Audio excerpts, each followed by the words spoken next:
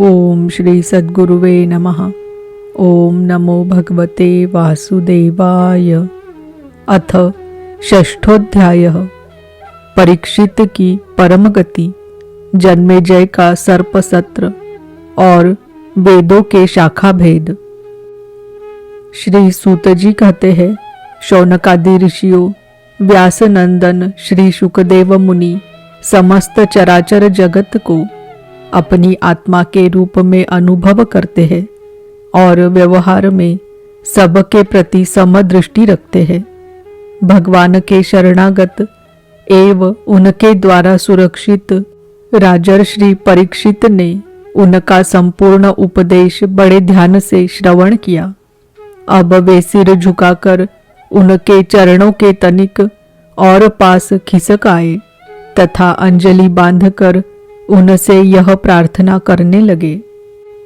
राजा परीक्षित ने कहा, भगवान, आप करुणा के मूर्तिमान स्वरूप है। आपने मुझ पर परम कृपा करके अनादि अनंत एक रस सत्य भगवान श्री हरि के स्वरूप और लीलाओं का वर्णन किया है। अब मैं आपकी कृपा से परम अनुग्रहित और कृतकृत्य हो गया हूँ। संसार के प्राणी अपने स्वार्थ और परमार्थ के ज्ञान से शून्य हैं और विभिन्न प्रकार के दुखों के दावानल से दग्ध हो रहे हैं।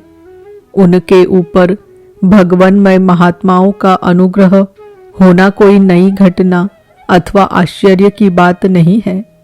यह तो उनके लिए स्वाभाविक ही है। मैंने और मेरे साथ और बहुत से लोगों ने आपके मुखारविंद से इस श्रीमद् भागवत महापुराण का श्रवण किया है। इस पुराण में पद पद पर भगवान श्री हरि के उस स्वरूप और उन लीलाओं का वर्णन हुआ है जिसके गान में बड़े बड़े आत्माराम पुरुष रमते रहते हैं। भगवान, आपने मुझे अभय पद का, ब्रह्म और आत्मा की एकता का साक्षात्कार करा दिया है।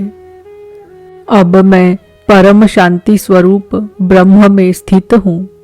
अब मुझे तक्षक आदि किसी भी मृत्यु के निमित्त से अथवा दल के दल मृत्युओं से भी भय नहीं है। मैं अभय हो गया हूँ। ब्रह्मन, अब आप मुझे आज्ञा दीजिए कि मैं अपनी वाणी बंद कर लूं, मौन हो जाऊं और साथ ही कामनाओं के संस्कार से भी रहित चित्त को इंद्रियातीत परमात्मा के स्वरूप में विलीन करके अपने प्राणों का त्याग कर दूं। आपके द्वारा उपदेश किए हुए ज्ञान और विज्ञान में परिनिष्ठित हो जाने से मेरा अज्ञान सर्वदा के लिए नष्ट हो गया।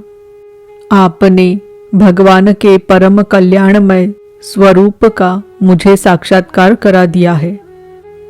सूत जी कहते हैं, शौनकादि ऋषियों, राजा परीक्षित ने भगवान श्री शुकदेव जी से इस प्रकार कहकर बड़े प्रेम से उनकी पूजा की। अब वे परीक्षित से विदा लेकर समागत त्यागी महात्माओं भिक्षुओं के साथ वहां से चले गए। राजर्षि परीक्षित ने भी बिना किसी बाह्य सहायता के स्वयं ही अपने अंतरात्मा को परमात्मा के चिंतन में समाहित किया और ध्यान मग्न हो गए। उस समय उनका श्वास प्रश्वास भी नहीं चलता था। ऐसा जान पड़ता था मानो कोई वृक्ष का ठूठ हो। उन्होंने गंगा जी के तट पर कुशों को इस प्रकार बिछा रखा था जिसमें उनका अग्रभाग पूर्व की ओर हो और उन पर स्वयं उत्तर मुंह होकर बैठे हुए थे। उनकी आसक्ति और संशय तो पहले ही मिट चुके थे।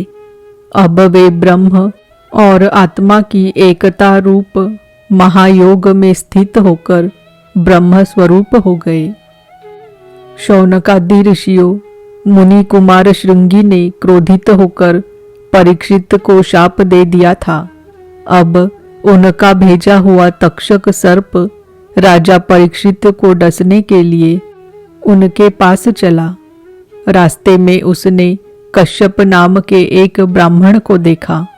कश्यप ब्राह्मण सर्प विष की चिकित्सा करने में बड़े निपुण थे। तक्षक ने बहुत सा धन देकर कश्यप को वहीं से लौटा दिया, उन्हें राजा के पास न जाने दिया और स्वयं ब्राह्मण के रूप में छिपकर, क्योंकि वह इच्छानुसार रूप धारण कर सकता था, राजा परीक्षित के पास गया और उन्हें डस लिया। राजर्षि परीक्षित तक्षक के डसने के पहले ही ब्रह्म में स्थित हो चुके थे। अब तक्षक के विष की आग से उनका शरीर सबके सामने ही जलकर भस्म हो गया। पृथ्वी, आकाश और सब दिशाओं में बड़े जोर से हाय हाय की ध्वनि होने लगी। देवता, असुर, मनुष्य आदि सब के सब परीक्षित की यह परम गति देखकर विस्मित हो गए। देवताओं की दुदुम्बियां अपने आप बज उठी। गंधर्व और अप्सराएं गान करने लगी। देवता लोग साधु साधु के नारे लगाकर पुष्पों की वर्षा करने लगे। जब जन्मेजय ने सुना कि तक्षक ने मेरे पिताजी को डस लिया है तो उसे बड़ा क्रोध हुआ। अब वह ब्राह्मणों के साथ विधि पूर्वक सर्पों का अग्निकुंड में हवन करने लगा। तक्षक ने देखा कि जन्मेजय के सर्प सत्र की प्रज्वलित अग्नि में बड़े बड़े महासर्प भस्म होते जा रहे हैं। तब वह अत्यंत भयभीत होकर देवराज इंद्र की शरण में गया। बहुत सर्पों के भस्म होने पर भी तक्षक न आया। यह देखकर परीक्षित नंदन राजा जन्मेजय ने ब्राह्मणों से कहा कि ब्राह्मणों, अब तक सर्पाधम तक्षक क्यों नहीं भस्म हो रहा है? ब्राह्मणों ने कहा, राजेंद्र, तक्षक इस समय इंद्र की शरण में चला गया है और वे उसकी रक्षा कर रहे हैं। उन्होंने ही तक्षक को स्तंभित कर दिया है। इसी से वह अग्निकुंड में गिरकर भस्म नहीं हो रहा है। परीक्षित नंदन जन्मेजय बड़े ही बुद्धिमान और वीर थे। उन्होंने ब्राह्मणों की बात सुनकर ऋत्विजों से कहा कि ब्राह्मणों, आप लोग इंद्र के साथ तक्षक को क्यों नहीं अग्नि में गिरा देते? जन्मेजय की बात सुनकर ब्राह्मणों ने उस यज्ञ में इंद्र के साथ तक्षक का अग्निकुंड में आवाहन किया। उन्होंने कहा, रे तक्षक, तू मरुदगण के सहचर इंद्र के साथ इस अग्निकुंड में शीघ्र आ पड़। जब ब्राह्मणों ने इस प्रकार आकर्षण मंत्र का पाठ किया, तब तो इंद्र अपने स्थान स्वर्ग लोक से विचलित हो गए। विमान पर बैठे हुए इंद्र तक्षक के साथ ही बहुत घबरा गए और उनका विमान भी चक्कर काटने लगा।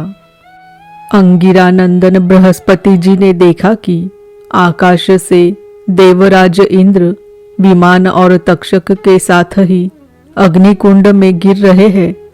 तब उन्होंने राजा जन्मेजय से कहा, नरेंद्र, सर्पराज तक्षक को मार डालना आपके योग्य काम नहीं है।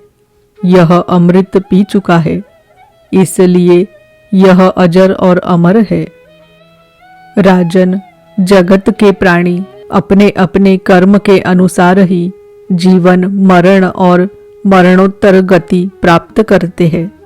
कर्म के अतिरिक्त और कोई भी किसी को सुख दुख नहीं दे सकता। जन्मेजय, यो तो बहुत से लोगों की मृत्यु सांप, चोर, आग, बिजली आदि से तथा भूख, प्यास, रोग आदि निमित्तों से होती है, परंतु यह तो कहने की बात है। वास्तव में तो सभी प्राणी अपने प्रारब्ध कर्म का ही उपभोग करते हैं। राजन, तुमने बहुत से निरपराध सर्पों को जला दिया है। इस अभिचार यज्ञ का फल केवल प्राणियों की हिंसा ही है, इसलिए इसे बंद कर देना चाहिए, क्योंकि जगत के सभी प्राणी अपने अपने प्रारब्ध कर्म का ही भोग कर रहे हैं। सूत जी कहते हैं, शौनकादि ऋषियों महर्षि बृहस्पति जी की बात का सम्मान करके जन्मेजय ने कहा कि आपकी आज्ञा शिरोधार्य है। उन्होंने सर्प सत्र बंद कर दिया और देवगुरु बृहस्पति जी की विधि पूर्वक पूजा की। ऋषिगण, जिससे विद्वान ब्राह्मण को भी क्रोध आया, राजा को शाप हुआ, मृत्यु हुई, फिर जन्मेजय को क्रोध आया, सर्प मारे गए, यह वही भगवान विष्णु की महामाया है। यह अनिर्वचनीय है। इसी से भगवान के स्वरूप भूत जीव क्रोधादि गुणवृत्तियों के द्वारा शरीरों में मोहित हो जाते हैं, एक दूसरे को दुख देते और भोगते हैं और अपने प्रयत्न से इसको निवृत्त नहीं कर सकते। विष्णु भगवान के स्वरूप का निश्चय करके उनका भजन करने से ही माया से निवृत्ति होती है। इसलिए उनके स्वरूप का निरूपण सुनो।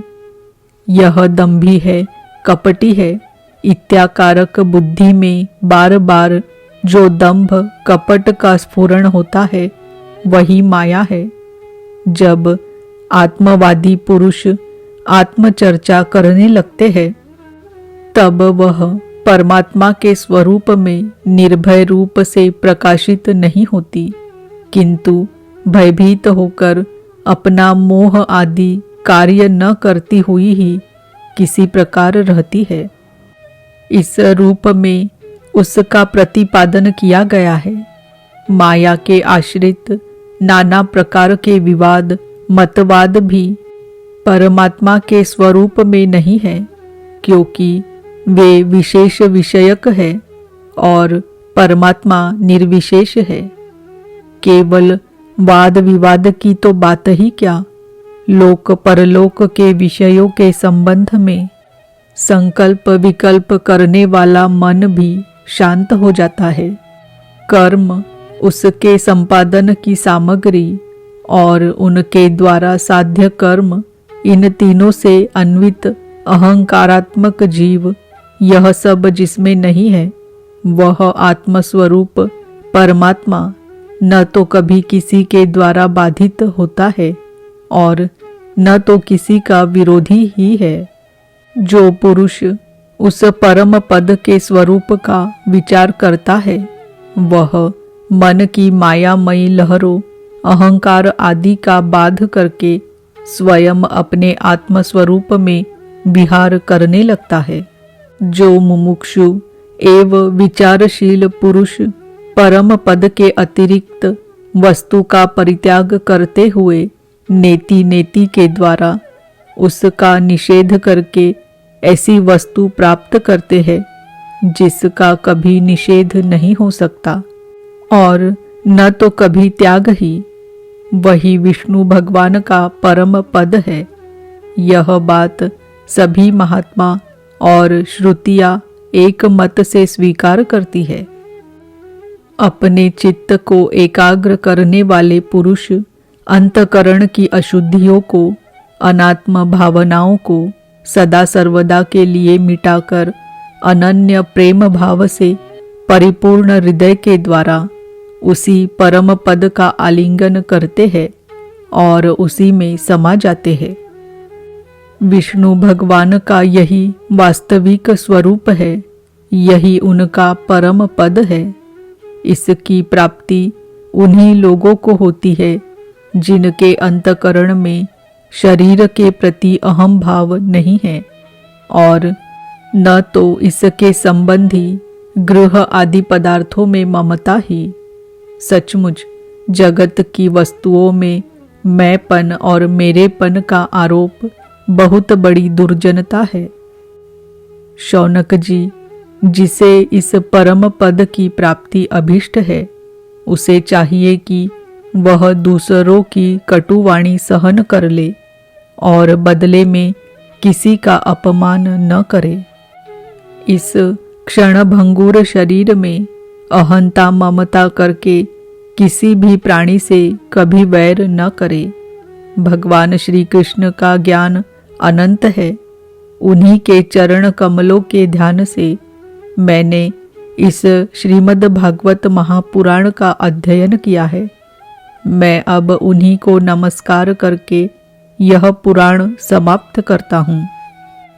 शौनक जी ने पूछा, साधु शिरोमणि सूत जी, वेद व्यास जी के शिष्य पैल आदि महर्षि बड़े महात्मा और वेदों के आचार्य थे। उन लोगों ने कितने प्रकार से वेदों का विभाजन किया, यह बात आप कृपा करके हमें सुनाइए। सूत जी ने कहा, ब्रह्मन, जिस समय परमेष्ठी ब्रह्मा जी पूर्व सृष्टि का ज्ञान संपादन करने के लिए एकाग्र चित्त हुए, उस समय उनके हृदयाकाश से कंठ तालु आदि स्थानों के संघर्ष से रहित एक अत्यंत विलक्षण अनाहत नाद प्रकट हुआ। जब जीव अपनी मनोवृत्तियों को रोक लेता है, तब उसे भी उस अनाहत नाद का अनुभव होता है। शौनक जी, बड़े बड़े योगी उसी अनाहत नाद की उपासना करते हैं और उसके प्रभाव से अंतकरण के द्रव्य अर्थात अधिभूत, क्रिया अर्थात अध्यात्म और कारक अर्थात अधिदैव रूप मल को नष्ट करके वह परम गति रूप मोक्ष प्राप्त करते हैं, जिसमें जन्म मृत्यु रूप संसार चक्र नहीं है। उसी अनाहत नाद से अकार, उकार और मकार रूप 3 मात्राओं से युक्त ओंकार प्रकट हुआ। इस ओंकार की शक्ति से ही प्रकृति अव्यक्त से व्यक्त रूप में परिणत हो जाती है। ओंकार स्वयं भी अव्यक्त एवं अनादि है और परमात्मा स्वरूप होने के कारण स्वयं प्रकाश भी है। जिस परम वस्तु को भगवान ब्रह्म अथवा परमात्मा के नाम से कहा जाता है, उसके स्वरूप का बोध भी ओंकार के द्वारा ही होता है। जब श्रवणेंद्रिय की शक्ति लुप्त हो जाती है, तब भी इस ओंकार को समस्त अर्थों को प्रकाशित करने वाले स्फोट तत्व को जो सुनता है और सुषुप्ति एवं समाधि अवस्थाओं में सबके अभाव को भी जानता है, वही परमात्मा का विशुद्ध स्वरूप है। वही ओंकार परमात्मा से हृदयाकाश में प्रकट होकर वेद रूपा वाणी को अभिव्यक्त करता है। ओंकार अपने आश्रय परमात्मा परब्रह्म का साक्षात वाचक है और ओंकार ही संपूर्ण मंत्र, उपनिषद और वेदों का सनातन बीज है। शौनक जी, ओंकार के 3 वर्ण हैं, अ, उ और म। ये ही तीनों वर्ण सत्व, रज, तम, इन 3 गुणों ऋक, यजु, साम, इन 3 नामों भू, भुव, स्वः, इन 3 अर्थों और जागृत, स्वप्न, सुषुप्ति, इन 3 वृत्तियों के रूप में 3 की संख्या वाले भावों को धारण करते हैं। इसके बाद सर्वशक्तिमान ब्रह्मा जी ने ओंकार से ही अंतःस्थ, ऊष्म, स्वर, स्पर्श तथा ह्रस्व और दीर्घ आदि लक्षणों से युक्त अक्षर समानमय अर्थात वर्णमाला की रचना की।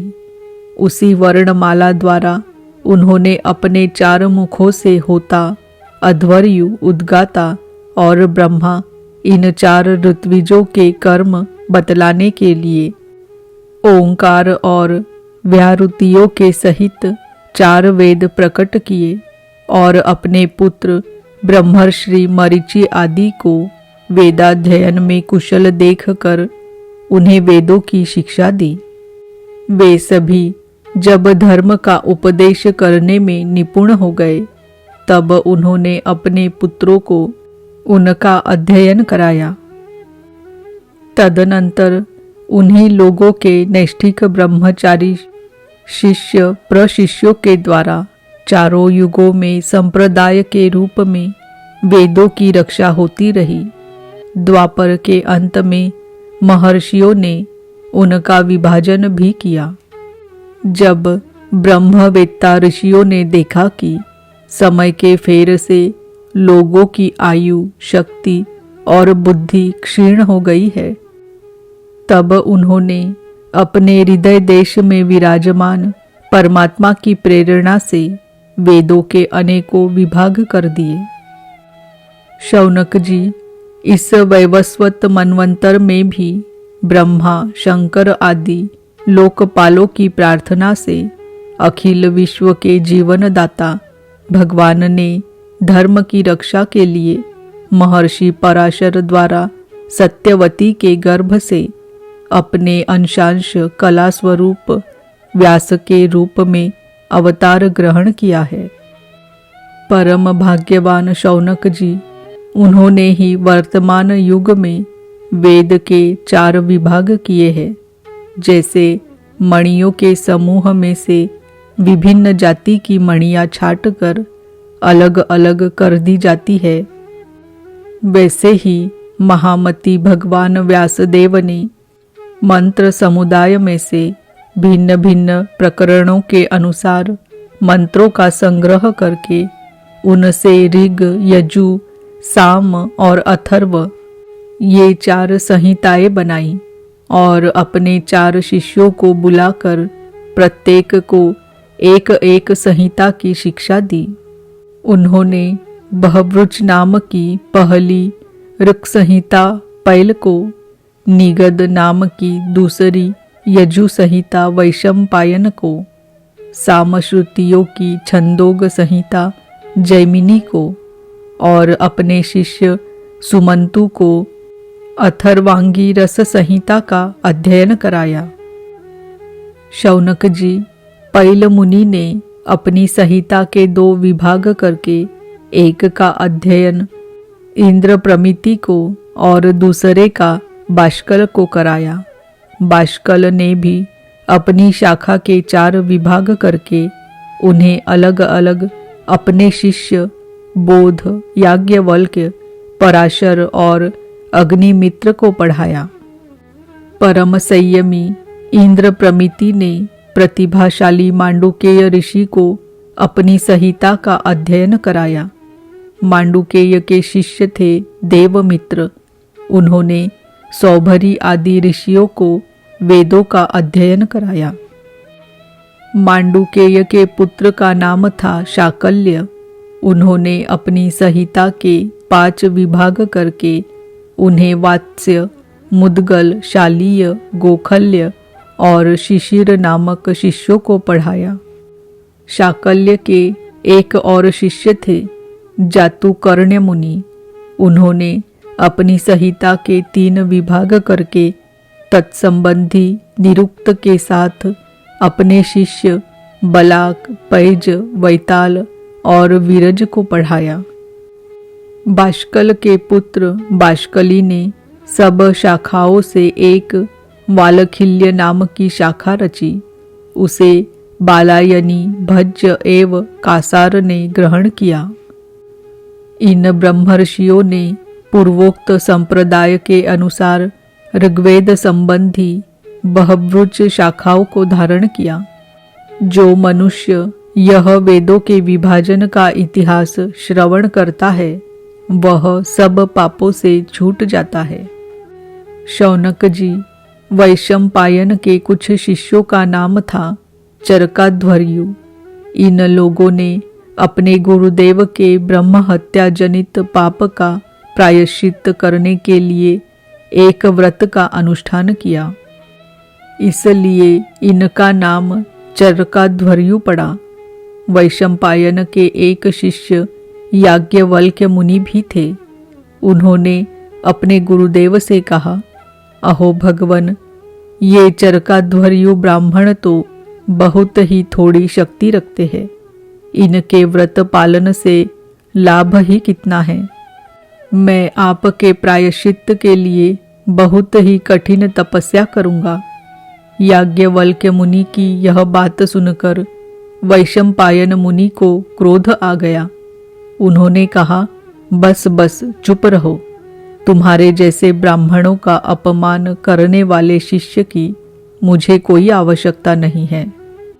देखो, अब तक तुमने मुझसे जो कुछ अध्ययन किया है उसका शीघ्र से शीघ्र त्याग कर दो और यहाँ से चले जाओ। याज्ञवल्क्य जी देवरात के पुत्र थे। उन्होंने गुरुजी की आज्ञा पाते ही उनके पढ़ाए हुए यजुर्वेद का वमन कर दिया और वे वहां से चले गए।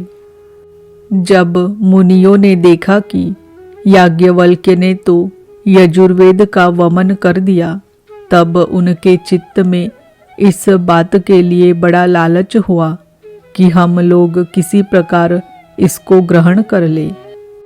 परंतु ब्राह्मण होकर उगले हुए मंत्रों को ग्रहण करना अनुचित है, ऐसा सोचकर वे तीतर बन गए और उस संहिता को चुग लिया। इसी से यजुर्वेद की वह परम रमणीय शाखा तैत्तिरीय के नाम से प्रसिद्ध हुई। शौनक जी, अब याज्ञवल्क्य ने सोचा कि मैं ऐसी श्रुतियाँ प्राप्त करूं जो मेरे गुरुजी के पास भी न हो। इसके लिए वे सूर्य भगवान का उपस्थान करने लगे। याज्ञवल्क्य जी इस प्रकार उपस्थान करते हैं। मैं ओंकार स्वरूप भगवान सूर्य को नमस्कार करता हूँ। आप संपूर्ण जगत के आत्मा और काल स्वरूप है। ब्रह्मा से लेकर तृण पर्यंत जितने भी जरायुज, अंडज, स्वेदज और उद्भिज 4 प्रकार के प्राणी हैं, उन सब के हृदय देश में और बाहर आकाश के समान व्याप्त रहकर भी आप उपाधि के धर्मों से असंग रहने वाले और द्वितीय भगवान ही है।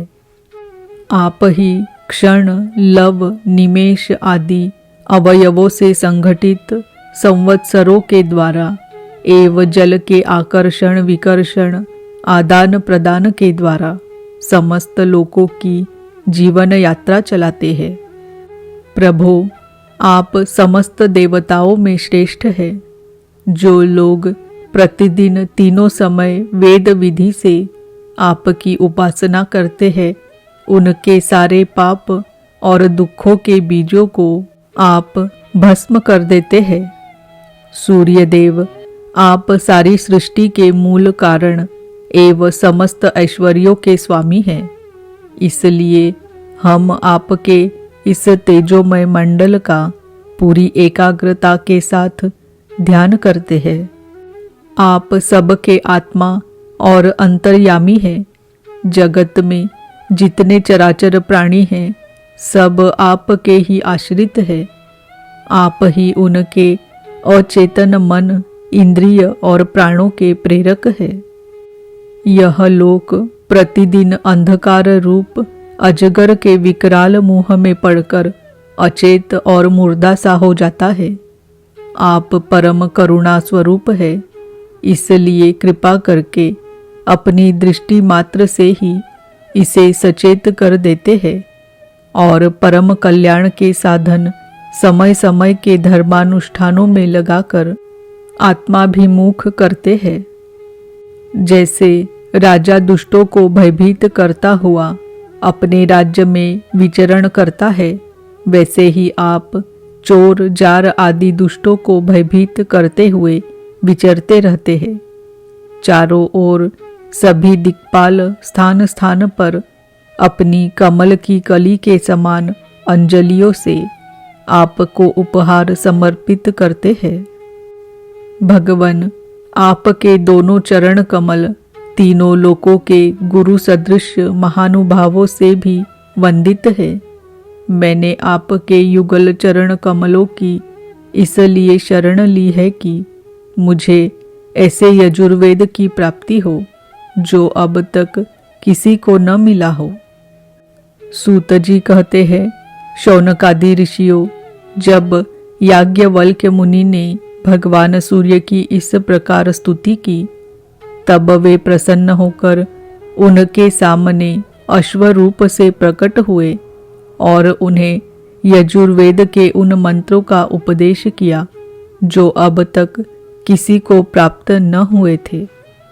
इसके बाद याज्ञवल्क्य मुनि ने यजुर्वेद के असंख्य मंत्रों से उसकी 15 शाखाओं की रचना की। वही वाजसनेय शाखा के नाम से प्रसिद्ध है। उन्हें कण्व, माध्यन्दिन आदि ऋषियों ने ग्रहण किया। यह बात मैं पहले ही कह चुका हूँ कि महर्षि श्री कृष्ण द्वैपायन ने जैमिनी मुनि को साम संहिता का अध्ययन कराया। उनके पुत्र थे सुमंतु मुनि और पौत्र थे सुनवान। जैमिनी मुनि ने अपने पुत्र और पौत्र को एक एक संहिता पढ़ाई। जैमिनी मुनि के एक शिष्य का नाम था सुकर्मा। वह एक महान पुरुष था। जैसे एक वृक्ष में बहुत सी डालियां होती है, वैसे ही सुकर्मा ने सामवेद की 1000 संहिताएं बना दी। सुकर्मा के शिष्य कोसल देश निवासी हिरण्याभ, पौष्यंजी और ब्रह्मवेत्ताओं में श्रेष्ठ आवंत्य ने उन शाखाओं को ग्रहण किया। पौष्यंजी और आवंत्य के 500 शिष्य थे। वे उत्तर दिशा के निवासी होने के कारण औदिच्य सामवेदी कहलाते थे। उन्हीं को प्राच्य सामवेदी भी कहते हैं। उन्होंने एक एक संहिता का अध्ययन किया। पौष्यंजी के और भी शिष्य थे, लौगाक्षी, मांगली, कुल्य, कुसिद और कुक्षी।